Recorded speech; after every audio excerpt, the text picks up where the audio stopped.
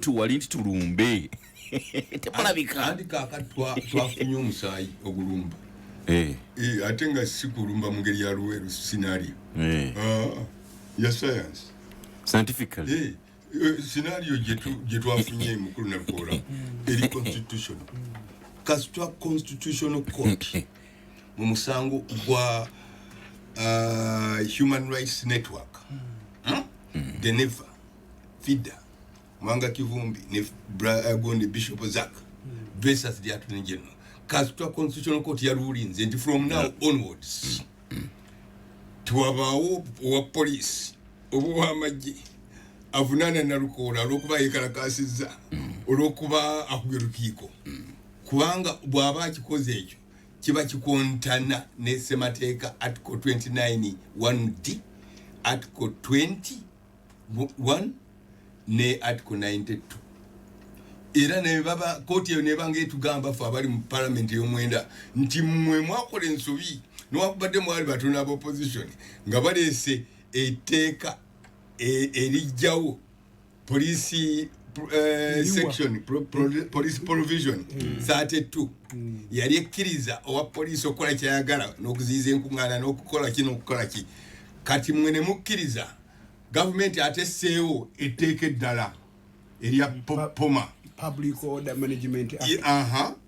mwakola ensobi kubanga parliament ekkirizibwa kusaawo tteeka likontana n'ekyo ekyasaliddwawo unilaterally by the constitutional court sebo moderator kitegedde nolwekyo mbadde ngagamba nti catalyst yafuniddwa okuva constitutional court bwe yajjewo kumpi poma public order management tekyali muntu yenna akuba lukiiko oba yekalakasa ateekeddwa kutulugunyizibwa ate era gavumenti ya president Museveni from now onwards teina buyinza kuleeta kiteeka kirala kijjawo ekyasaliddwawo by the constitutional court pursuant to article 92 of the constitution.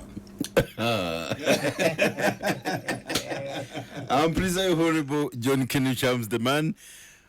Council Luimba zinakola nkwaniriza nnyo olamusa kubona Uganda tugende maaso ndi musanyufu nnyo okulaba ku Honorable John Kenny Chams, the man. Ndi musanyufu nnyo Honorable kulabako ogw'omu ku ba debaters abalungi abaliwo mu ggwanga wano lwakuba ekyennaku nti n'abakolosoofu abagezi tebaafuna tutumu mu biseera nga balamu tebabamanya olw'okuba abafuzi ab'enkanu abafuzi ababi abaaliwo mu biseera byabwe babakakkanyanga ne babajolonga ne balaga ensi nti abo bye boogera tebiriimu makulu n'abamu ne batuuka n'okulowooza nti balalu olw'okuba bye baali boogera byali bibojja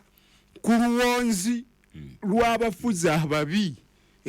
Honorable John Kenny Chams nakutegeera